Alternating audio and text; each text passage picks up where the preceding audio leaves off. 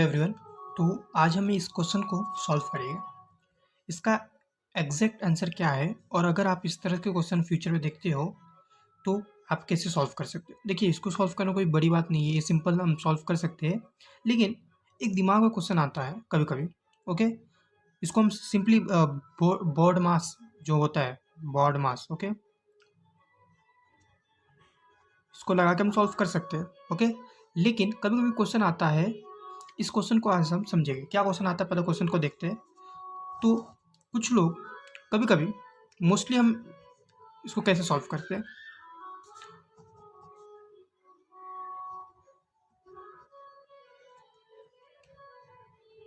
Okay, तो mostly हम क्या करते हैं कि बोर्ड मास को फॉलो करते हैं। बोर्ड मास में पहला आता है ब्रैकेट, फिर आता है ऑर्डर, ओके, फिर आता है डिवीजन, फिर आता है मल्टीप्लाई, फिर आता है एडिशन, फिर आता है सब्ट्रैक्शन। ठीक है, तो हम सिंपली बोर्ड मार्क्स को यूज़ करके पहला हम ब्रैकेट सॉल्व करते हैं, दैट इज 16 डिवाइड बाई 5 को मैं इस तरह से रहने देते हैं, इसको सॉल्व करते हैं, दैट इज 7 - 5, दैट इज वैसे रहने देते हैं। फिर हम इन दोनों को डिवाइड करते हैं, ओके, दैट इज हो गया, इन दोनों को डिवाइड करते, दैट इज 12 हो गया इंटू 2, और इसका आंसर आता है 24।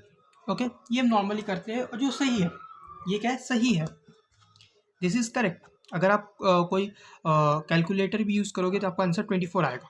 ओके, मैंने देखा इसलिए बता रहा हूँ। ओके, आंसर 24 आएगा। लेकिन कभी कभी हम कभी कभी क्या करते हैं कि देखो, 60 डिवाइड बाई 5 इसको तो ऐसे ही रहने देते हैं, और ये क्या हो गया, ये हमारा 2 हो गया। ठीक है, तो इन दोनों के बीच कुछ नहीं, मतलब मल्टीप्लाई होता है, इधर भी कुछ नहीं, मतलब मल्टीप्लाई होता है। और मैंने अभी बताया कि हमें बताया जाता है कि जो डिवीजन और मल्टीप्लाई का है वेटेज क्या है, सेम है। इसी तरह से एडिशन और सब्ट्रैक्शन का क्या है, वेटेज सेम है। तो हम कभी कभी 5 को मल्टीप्लाई कर देते हैं, तो ये 60 डिवाइड बाई क्या हो जाएगा, 5 × 2 = 10, और 60 डिवाइड बाई 10 क्या हो जाएगा, 60 हो जाएगा, सॉरी 6 हो जाएगा। ठीक है, तो सवाल यही होता है क्या 6 करेक्ट है या फिर 24। देखो, सेम मैंने इधर क्या किया, इधर पहला मैंने इन दोनों को किया, दैट इज सब्ट्रैक्ट किया तो 2 आया। ओके, फिर इसको डिवाइड किया, दैट इज 12 आया, और इन दोनों को मल्टीप्लाई कर दिया, 24 आया। इधर क्या किया, इधर भी सब्ट्रैक्ट किया मैंने। ओके, सब्ट्रैक्ट किया, 2 आया। लेकिन सब्ट्रैक्ट करने के बाद मैंने क्या कर दिया, क्योंकि मैंने भी बताया कि इन दोनों का वेटेज सेम होता है, तो मैंने क्या किया, इन दोनों को, इसको पहला मल्टीप्लाई कर दिया, 5 × 2 कर दिया। ओके, 10 हो गया, और फिर मैं 60 को 10 से डिवाइड कर दिया तो 6 आ गया। तो एक ही क्वेश्चन को मैंने क्या किया, 2 वे में सॉल्व किया और आंसर दोनों अलग आया। तो कौन सा सही है? अभी तो आपके दिमाग में आप बोलोगे ये सही है क्योंकि कैलकुलेटर भी ये बताता है, तो सही है, यही सही है आंसर। लेकिन ये गलत क्यों है, सवाल ये आता है, ये आंसर गलत क्यों है? जब आप बच्चे रहोगे या लाइक 5th 6th क्लास में, 7th क्लास में, तो इसे नॉर्मली हम ये मिस्टेक करते हैं और हमारे दिमाग में क्वेश्चन आता है कि ऐसा क्यों है, और ये क्वेश्चन का आंसर नहीं मिलता है। तो आज मैं आंसर देने का प्रयास करूँगा कि ये क्यों नहीं है, 6 क्यों आंसर नहीं है। तो आपको थोड़ा हिस्ट्री में जाना पड़ेगा। तो पहले, मतलब आज से 50-100 साल पहले ये एक करेक्ट आंसर था। जी हाँ, ये करेक्ट आंसर था, लेकिन आज नहीं, आज से 50-100 साल पहले।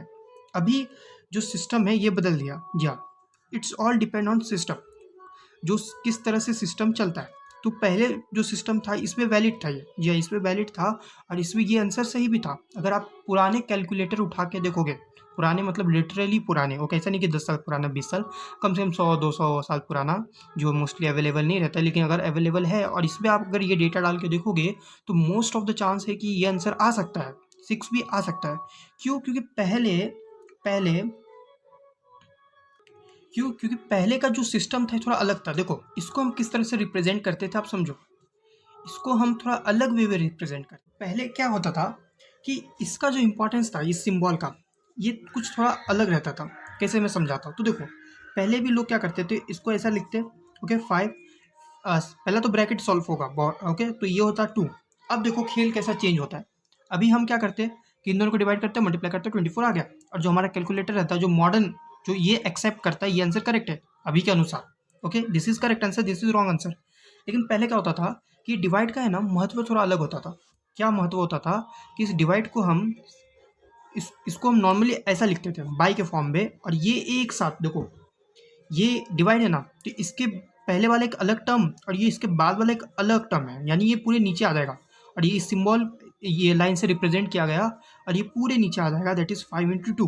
तो इसका इंपॉर्टेंस पहले थोड़ा अलग था, दैट इज इसका इंपॉर्टेंस क्या था कि दो चीज़ को सेपरेट करता था। तो इस तरह से इसको रिप्रेजेंट किया जाता था, जिससे क्या हो जाता था कि ये 60 ऊपर रहता था और 5 2 10 होता था, आंसर आपका 6 आ जाता था। ठीक है, तो ये पहले मतलब आज से 50 नहीं 100 साल 150 साल पहले की बात है, जब लोग इस तरह से इसको क्या करते थे, सॉल्व करते थे। ओके, मतलब इनका जो सोच क्या था कि ये डिवाइड है ना भाई, तो डिवाइड का मतलब क्या कि इसको डिवाइड फॉर्म लिखने का। ओके, तो इसको एक अलग टर्म मान के ऊपर और इसको इस तरह से लिख के ये पूरे को एक टर्म मान के नीचे लिखा गया। ओके, और फिर देखो इन दोनों के बीच में मल्टीप्लाई करके डिवाइड किया गया। लेकिन अभी जो मॉडर्न इरा है, इसके अनुसार, जो मॉडर्न सिस्टम के अनुसार, ओके, ये एक रॉन्ग वे है, ये this is not a correct way. Okay, इसको इंटरनेशनली ऐसे सम्स को, जो भी ऐसे सम्स आते हैं जहाँ पर थोड़ा कन्फ्यूज़न होता है कि 6 आंसर सही है या फिर 24, ऐसे बहुत सारे सम बन सकते हैं। ठीक है, जहाँ पर आपको 2 आंसर मिल सकता है, अगर आप थोड़ा-सा बोर्ड माउस को ऊपर-नीचे करोगे तो देखने में आंसर सही लगता है। देखो ये भी वैलिड देखने में लगता है ना कि भाई देखो ब्रैकेट है, ओके, तो ब्रैकेट है तो मल्टीप्लाई है, तो 5 2 जा 10 मल्टीप्लाई कर सकते हैं क्योंकि दोनों का इंपॉर्टेंट सेम है। आपको ध्यान रखना पड़ेगा कि इंपॉर्टेंट सेम है। ओके, तो आंसर ये भी सही लग सकता है, लेकिन फिर इसका सोल्यूशन क्या निकला? ऐसे क्वेश्चन को काउंटर करने के लिए क्या निकला, मतलब काउंटर कुछ, इस डिबेट को काउंटर करने के लिए कुछ तो लिखना चाहिए ना कि भाई कैसे काउंटर करें, क्योंकि ये भी आंसर सही है। आंसर तो देखा जाए लॉजिकली, जब हम लॉजिकली बात करते हैं तो ये आंसर क्या गलत है, इसमें कुछ गलत नहीं है।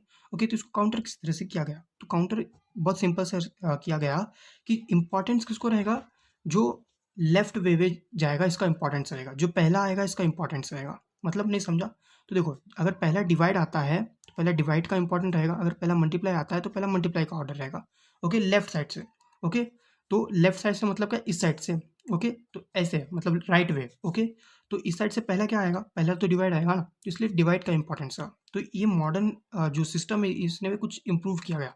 क्या इम्प्रूव किया गया, कि बोर्ड मास में क्या इम्प्रूव किया गया कि जो पहला आएगा देखो पहला क्या आएगा, डिवाइड, तो इसका इंपॉर्टेंस पहला रहेगा। ओके, अगर दो चीज़ है जैसे कि डिवाइड और मल्टीप्लाई, दोनों का इंपॉर्टेंस क्या है, सेम है, तो इन दोनों से अगर हमें एक चूज़ करना है तो कैसे चूज़ करेंगे, ये हम देख के चूज़ करेंगे कि पहला कौन आता है। अगर पहला डिवाइड आएगा तो पहला डिवाइड होगा।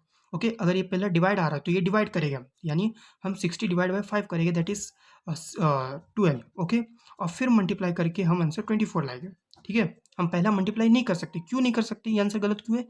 इसका कारण बहुत सिंपल है, क्योंकि जो मॉडर्न सिस्टम है ये कहता है कि जो भी पहला आएगा इस वे में, ओके, राइट वे आप उसको बोलते हैं ना, हाँ, तो जो राइट वे में जाने के समय जो भी पहला आएगा इसको हम पहला इंपॉर्टेंस देंगे। तो इधर पहला क्या आता है, डिवाइड आता है, इसलिए डिवाइड्स को इंपॉर्टेंस मिलेगा, फिर मल्टीप्लाई को इंपॉर्टेंस मिलेगा। अगर ये ऐसा क्वेश्चन होता है 60 मल्टीप्लाई, अगर ये ऐसा क्वेश्चन होता है 60 multiply by 5, 60 multiply by 12 divide by 5। Okay, तो इधर हम पहला क्या करते हैं, क्या डिवाइड करते, जी नहीं, हम पहला देखते कि क्योंकि डिवाइड एंड मल्टीप्लाई का इंपॉर्टेंस तो सेम है, तो क्या करते पहला, तो हम पहला मल्टीप्लाई करते क्योंकि हम इस साइड से जाएंगे, इस साइड से जाएंगे, तो पहला क्या आता है, मल्टीप्लाई आता है, तो हम पहला मल्टीप्लाई करके फिर 5 से डिवाइड करेंगे। ठीक है, तो आई होप आपको समझा रहेगा कि ऐसे जब आता है, ऐसे पैराडॉक्स आते हैं, पैराडॉक्स आई थिंक गलत वर्ड होगा, लेकिन ऐसे क्वेश्चन आता है जहाँ पर आपको कन्फ्यूजन लगे कि कौन सा सही है। ऐसे मतलब 2 क्वेश्चन आए कि पहला मल्टीप्लाई करो कि डिवाइड करो, क्योंकि इंपॉर्टेंट तो सेम है दोनों का।